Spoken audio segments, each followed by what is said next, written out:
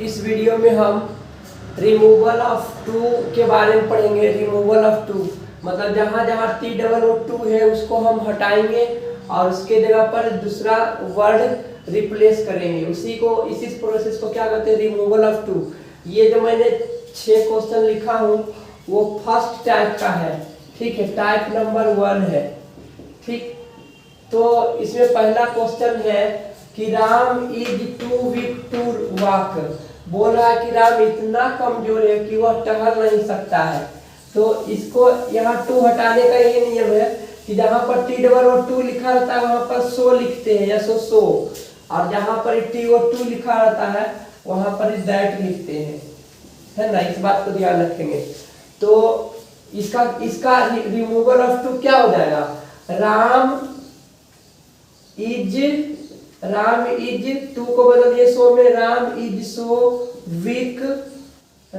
So weak that, और उसके बाद दैट के बाद यहाँ पर सब्जेक्ट लिखेंगे, और सब्जेक्ट लिखेंगे तो राम क्योंकि मैस्कुलिन जेंडर है तो मैस्कुलिन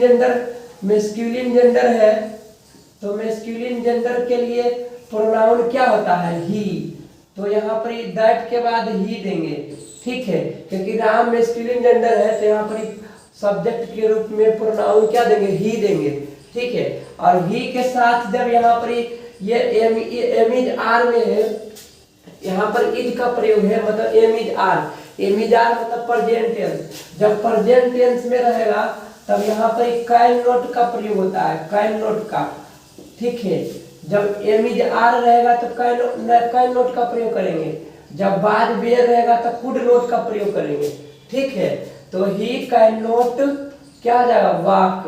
यहाँ पर लिखेंगे ही कैन नॉट वॉक, है ना, कि वह उतना बहुत अधिक कमजोर है ताकि वह नहीं टहल सकता है। मैं आशा करता हूँ कि पहला क्वेश्चन समझ में आ गया होगा। अब दूसरा क्वेश्चन देखते हैं। दूसरा क्वेश्चन में कह रहा है कि सीता इज टू अगली। तो इसको कैसे बदलेंगे, सीता इज तो इज ही रहेगा, टी डबल ओ टू को बदलेंगे सो में, सीता इज सो अगली, एडजेक्टिव को लिखेंगे, और टी को टू को दैट में बदलते हैं। तो सीता इज सो अगली दैट। अब इसके बाद ये सीता है, सीता क्या है, फेमिनिन जेंडर है, मतलब स्त्रीलिंग है, और स्त्रीलिंग के लिए प्रोनाउन सी होता है। तो यहाँ पर सी लिखेंगे, दैट के बाद सब्जेक्ट क्या लिखेंगे, सी लिखेंगे। सी के अनुसार अब यहाँ पर वर्ब देंगे, हेल्पिंग वर्ब देंगे। तो am is are present tense में है, एम इज आर, तो यहाँ पर एम इज आर जब प्रेजेंट टेंस में होता है तो कैन नॉट का प्रयोग होता है, और जब पास्ट टेंस रहेगा तो कुड नॉट का प्रयोग होता है, ठीक है। तो सी कैन नॉट, उसके बाद लिखेंगे be, she can not be an actress. ये हमारा आंसर हो गया, ठीक है। इसी तरह से हम तीसरा क्वेश्चन देखते हैं। तीसरा क्वेश्चन में क्या कह रहा है कि गीता इज टू लेजी। तो इसको लिखेंगे गीता इज सो लेजी, ठीक है, टी ओ टू को बदलेंगे दैट में, Sita is so lazy that के बाद सब्जेक्ट देंगे।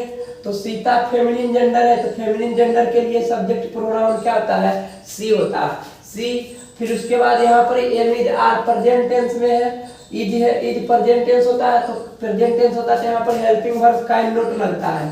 प्रेजेंट टेंस जब रहेगा तो हेल्पिंग वर्ब कैन नॉट लगेगा। तो she can not do this work, ये लिख देंगे, यहाँ से यहाँ तक लिख देंगे, डू दिस वर्क, है ना, ये बोला। ये हमारा क्वेश्चन ये रिमूवल ऑफ टू में बदल गया है, ठीक है। इसी तरह से चौथा नंबर क्वेश्चन को बदलेंगे। तो चौथा नंबर क्वेश्चन में देखो, ध्यान से देखो, पहले जहाँ जो था इज था, लेकिन यहाँ पर वाज दिया हुआ है, मतलब वाज जो है पास्ट टेंस में है, इस बात को ध्यान रखो, है ना। तो हम उसको प्रोसेस बताएंगे। तो लिखेंगे सीता वाज, टू को बदलेंगे सो में, Sita was so lazy, T O too को बदलेंगे दैट में, Sita was so lazy that. फिर दैट के बाद सब्जेक्ट देंगे किसके अनुसार, सीता के अनुसार। तो सीता तो सी होगा प्रोनाउन, और सी के बाद हेल्पिंग वर्ब देंगे। देखो यहाँ पर बाज है, और बाज क्या होता है, पास्ट टेंस में होता है। तो जब वाज पास्ट टेंस में है तो यहाँ पर जो हेल्पिंग वर्ब देंगे कुड नॉट देंगे, क्योंकि कुड नॉट पास्ट टेंस होता है, तो कुडंट लिखेंगे। यहाँ पर जो एब्रिविएशन है एब्रीविएशन कुड नोट है, कुडंट, क्योंकि कुडंट पास्ट टेंस होता है, क्योंकि बाद पास्ट टेंस है तो कुडंट भी पास्ट टेंस होगा। अगर यहाँ इज रहता तो यहाँ पर कैन नॉट लिखते, जैसा कि मैंने ऊपर के उदाहरण में बताया हूँ। तो सी कुड नॉट के बाद अब देख वर्ब लिखेंगे गो टू द स्कूल, तो क्या होगा गो टू द स्कूल, ये हमारा आंसर हो गया। ठीक है, ये रिमूवल ऑफ टू बन गया। इसी तरह से दो एग्जांपल नीचे दिया हुआ है, वाज का एग्जांपल दिया हुआ है कि करिश्मा वाज टू शाय, तो इसको भी इसी तरह से बदलेंगे, करिश्मा वाज सो शाय दैट, करिश्मा लड़की है तो सी होगा। अब देखो वाज लगा हुआ, वाज पास्ट टेंस में है तो कुडंट होगा, कुड नोट भी कर सकते हैं, कुड नोट एक साथ भी लिख सकते हैं, अलग अलग भी लिख सकते हैं, कुड नोट। उसके बाद टू के बाद वाला जो वर्ब है उसको लिख देंगे स्पीक मच, स्पीक मच। ठीक है, कि वह अधिक नहीं बोल सकती है, इतनी शर्मीली है, उतनी शर्मीली थी कि वह अधिक नहीं बोल सकती थी। छठा नंबर क्वेश्चन भी उसी तरह का है। ठीक है, छठा नंबर क्वेश्चन में क्या करेंगे, सोनम बाज सो लायर, सोनम इतनी झूठी थी, है ना, सो लायर दैट, क्योंकि TO2 को बदलते हैं दैट में, सोनम लड़की है तो सी देंगे प्रोनाउन, और ये वाज पास्ट टेंस में, तो मैंने बताया हूँ कि कुड नोट होता है पास्ट टेंस में, है ना, कुड नोट, कुडंट, फिर स्पीक द ट्रथ हो जाएगा, स्पीक द ट्रथ। ठीक है, ये जो हुआ है ये पहला टाइप का क्वेश्चन है। अब हम इसको मिटा करके दूसरा टाइप का क्वेश्चन, 4-5 क्वेश्चन उदाहरण लेंगे और उसके बाद हम उसको डिस्कस करेंगे। ठीक है,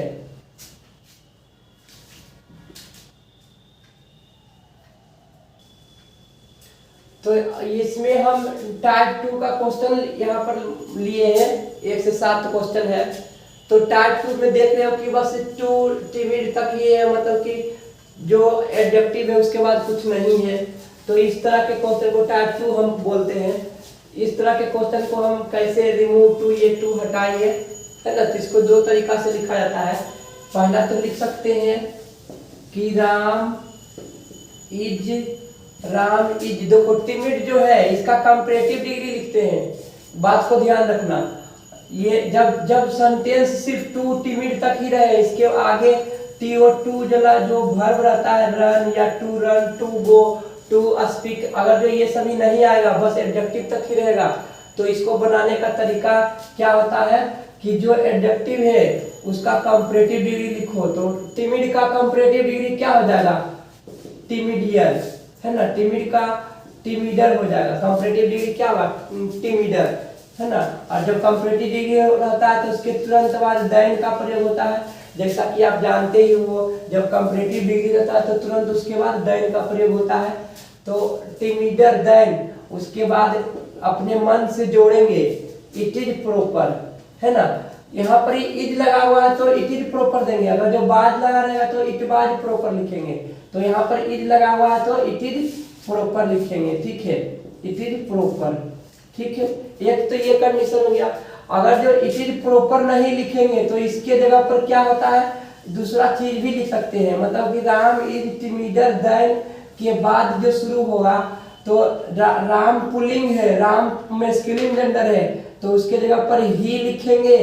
ठीक है, ही लिखेंगे और उसके बाद शुड बी लगाएंगे, शुड बी, है ना, शुड बी सभी में जोड़ देते हैं। या तो इट इज प्रॉपर लिखना पड़ेगा या तो ही शुड बी लिखेंगे। जब यहाँ पर सब्जेक्ट राम जो है पुल्लिंग रहेगा तो ही लिखेंगे, अगर जो लड़की रहेगा फेमिनिन जेंडर रहेगा तो सी लिखेंगे, सी शुड बी।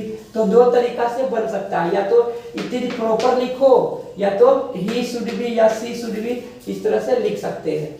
ठीक है, तो दूसरा एग्जाम्पल भी इसी तरह से बनाकर देखते हैं। तो क्या होगा, इसका होगा राम इज क्रूल का कंपैरेटिव डिग्री क्रूलर हो जाएगा। क्रूल का कंपैरेटिव डिग्री क्या होगा, crueller, Ram is crueller than, comparative degree के बाद तुरंत देन का प्रयोग होता है। उसके बाद क्या लिखेंगे, इट इज प्रॉपर, इज दिए क्योंकि यहाँ पर इज लगा हुआ तो इज देंगे, इट इज प्रॉपर, तो इट इज प्रॉपर हो जाएगा। या तो इसके जगह पर क्या लिख सकते हैं, राम है तो ही शुड बी लिखेंगे। क्या लिखेंगे, ही शुड बी, है ना। तो ये भी आंसर सही है। अब हम तीसरा क्वेश्चन देखते हैं। तीसरा क्वेश्चन भी उसी तरह का है। तो क्या होगा, राम वाज, यहाँ पर देखो पास्ट टेंस है, वाज क्या था, वाज वेयर पास्ट टेंस होता है। तो राम वाज इसका कंपैरेटिव डिग्री, शॉर्ट का comparative degree shorter, shorter comparative degree के बाद देन का प्रयोग होता है, देन उसके बाद क्या लिखेंगे, इट इज, सॉरी इट के बाद वाज देंगे, क्योंकि यहाँ पर वाज है तो यहाँ पर इट वाज प्रॉपर होगा। ठीक है, इट वाज प्रॉपर। और अगर जो ये नहीं लिखेंगे तो दूसरा क्या लिखेंगे, राम है तो लिखेंगे ही शुड बी। क्या लिखेंगे, ही शुड बी। ठीक है, इस तरह से बनाते हैं। अगर लड़की रहेगा तो ही की जगह पर सी कर देंगे। तो यहाँ पर क्या होगा, सोनम बाज अगलियर, कंपैरेटिव डिग्री क्या होगा, अगलियर देन इट वाज, क्योंकि बाज है तो बाज देना पड़ेगा। अगर जो इज रहता तो इज देना पड़ता, इट वाज प्रॉपर। ठीक है, ये हो गया। या तो लिख सकते हैं सोनम है तो यहाँ पर सी होगा, सी शुड बी। क्या होगा, सी शुड बी। तो ये भी सही है ना। या तो ये ऊपर वाला लिखो सेंटेंस इट वाज प्रॉपर, या तो सी शुड बी लिखो। सी दिए है क्योंकि यहाँ पर ही जो सब्जेक्ट है वो फेमिनिन जेंडर, तो सी लिखेंगे। अगर जो सब्जेक्ट रहता मैस्कुलिन जेंडर, पुलिंग रहता पुलिंग, तो ही लिखना पड़ता। इस बात को गौर करो, ध्यान रखना है। ठीक है, कि कब ही होता है कब सी होता है। तो पांचवा नंबर कैसे बनेगा, पांचवा नंबर का रिमूव टू क्या होगा, सोनम इज सायर, है ना। इसका जो कंपैरेटिव डिग्री क्या हो, बाई को आई में बदलते हैं, अब ई आर लगाते हैं, सायर देन, कंपैरेटिव डिग्री के बाद देन का प्रयोग होता है, देन क्या होगा, it is proper, it is proper लिखेंगे। या तो क्या लिखेंगे, सोनम है तो सी शुड बी लिखेंगे, सी शुड बी, कुछ भी हम कर सकते हैं।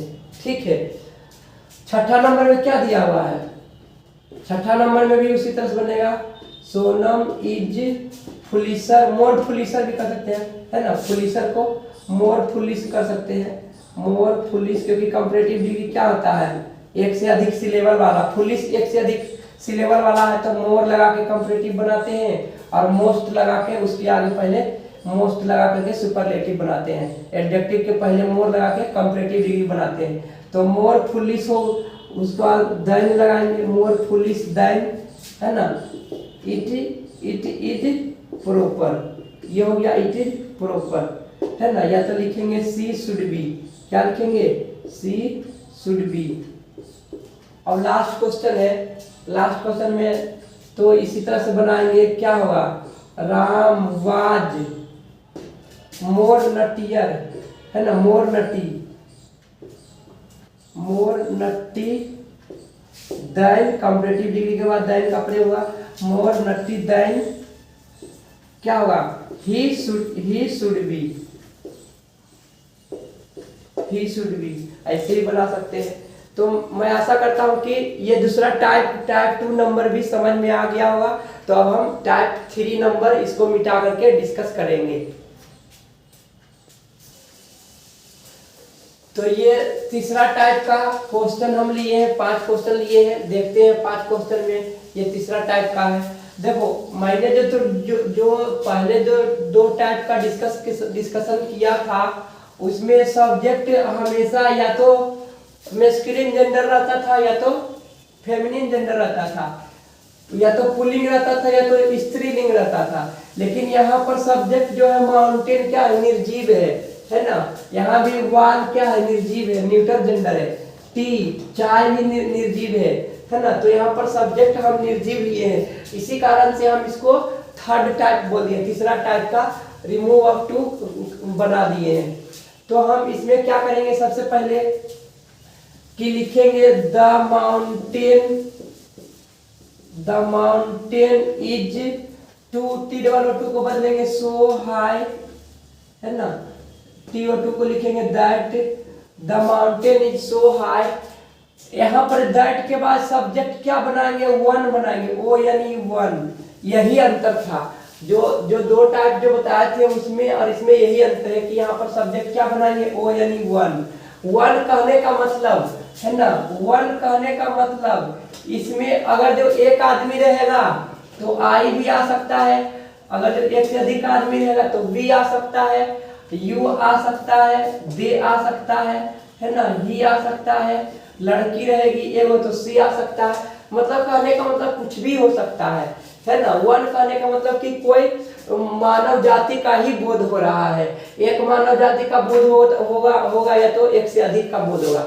तो इसीलिए मैंने वन लिखा है, वन को सब्जेक्ट बनाया है ना। तो वन हो गया सब्जेक्ट। अब सब्जेक्ट के बाद यहाँ पर हेल्पिंग वर्ब कैन नोट लगाते हैं, कुड नोट लगाते हैं। तो इज है तो क्या होगा, इज प्रेजेंट टेंस होता है तो वन कैन नोट होगा, क्या होगा, one can note climb on it होगा, क्लाइंब ऑन इट। ये हमारा आंसर हो गया। ठीक है, वन मतलब समझ गए ना कि मतलब वन अगर जो हम अकेले रहेंगे तो लिखेंगे I can not climb on it. अगर जो मेरे पास मेरे साथ 4-5 दोस्त लोग हैं तो क्या बोलेंगे कि हम लोग मतलब वी लिखेंगे, we can not climb on it. कि मतलब कि पहाड़ इतनी ऊंचाई है, पहाड़ इतना ऊंचा है कि उस पर है ना, कि वन मतलब कि कोई नहीं चढ़ सकता है, पहाड़ इतना ऊंचा है, आवश्यकता से अधिक ऊंचा है। ठीक है, तो अब हम दूसरा क्वेश्चन को डील करते हैं। दूसरा क्वेश्चन में बस यही समझ लेना है कि अगर जो सब्जेक्ट निर्जीव रहेगा तो दैट के बाद जो हम सब्जेक्ट लिखेंगे वहां पर ओ यानी ई वन लिखेंगे, बाकी कुछ भी चेंज नहीं है, बिल्कुल वही है, सिर्फ वन लिखेंगे। तो क्या लिखेंगे, द वाल इज सो, क्योंकि डबल और टू को बदलते हैं सो में, सो हाई दैट वन, देखो इज लगा हुआ है तो क्या होगा, can not, one can not jump over it, JUMP jump over it, कि इसके ऊपर कोई टहल नहीं सकता है ना, निर्जीव के लिए। ठीक है, इस तरह से अब तीसरा देखते हैं कि the tea was too hot to take it, चाय इतनी गर्म है कि इसे कोई पी नहीं सकता। टेक मतलब लेना होता है कि चाय ये नहीं पीते, धीरे धीरे पीते, इसलिए टेक लिखा जाता है ना। ड्रिंक कब कहते हैं, जब शराब ज्यादा मात्रा में लेते तब ड्रिंक होता है, लेकिन चाय तो गर्म रहता तो धीरे धीरे पीते हैं। तो यह इसका क्या हुआ, removal of too, the tea was, TOO को बदलेंगे सो में, फिर एडजेक्टिव लिखेंगे हॉट, TO2 को बदलेंगे दैट में। और जब निर्जीव रहता है इधर जो सब्जेक्ट निर्जीव है तो यहाँ पर वन लिखते हैं सब्जेक्ट के रूप में। मैंने बताया था कि वन कहने का मतलब है कि किसी को भी डिनोट कर सकता है, या तो आई, जब अकेला आदमी रहेगा तो आई, वी, यू, दे, ये सबको डिनोट करता है, इसलिए मैंने वन लिखा हूँ। और यहाँ पर बाज है, पास्ट टेंस में है, तो पास्ट टेंस कुडंट होता है, कुडंट जो है पास्ट टेंस होता है। ठीक है, तो यहाँ पर कुड नॉट या कुडंट एक साथ लिख सकते हैं, कुडंट टेक इट। ये हमारा रिमूवल ऑफ टू हो जाएगा तीसरा नंबर क्वेश्चन का। अब चौथा नंबर क्वेश्चन देखते हैं। इसी तरह से मतलब कहने का मतलब चाय इतनी गर्म है कि वन मतलब कोई नहीं पी सकता इसे। अगर जो यहाँ पर आई लिखेंगे तो कि मैं नहीं पी सकता हूँ, अगर जो वी लिखेंगे तो हम लोग नहीं पी सकते हैं, अगर जो ही लिखेंगे तो वह नहीं पी सकता है। इस तरह से ये सारा डिनोट कर देता है वन। ठीक है, तो चौथा नंबर क्वेश्चन कह रहा है कि the sun was too hot, तो इसको भी उसी तरह से बनाएंगे, द सन वाज, TOO को बदलेंगे सो, हॉट का तो हॉट ही रहेगा, TO2 को दैट में बदलेंगे, और दैट के बाद सब्जेक्ट आता है। तो मैंने बताया कि जब भी सब्जेक्ट निर्जीव रहेगा तो यहाँ पर वन लिख देंगे, क्योंकि और उसके बाद वर्ब देंगे, तो यहाँ पर बाज पास्ट टेंस में है तो कुड देंगे, है ना, कुड नॉट, और वाक हो जाएगा कि धूप इतनी है कि गर्म है कि टहल नहीं सकता है कोई, है ना। पांचवा नंबर है the writing is too bad to read it, इतना खराब है कि पढ़ नहीं सकते। इसको भी इसी तरह लिखेंगे, the writing is so bad that one मतलब कोई नहीं। देखो यहाँ पर एम इज आर लगा हुआ है, तो am is are present tense में होता है, तो प्रेजेंट टेंस में सब्जेक्ट कैन होता है, मतलब कैन नॉट हो जाएगा। ठीक है, कैन नॉट रीड इट, क्या हो जाएगा, रीड इट। मैं आशा करता हूँ कि समझ में आ गया होगा, तीसरा टाइप भी समझ में आ गया होगा। ठीक है, तो अब इसको मिटा करके अगला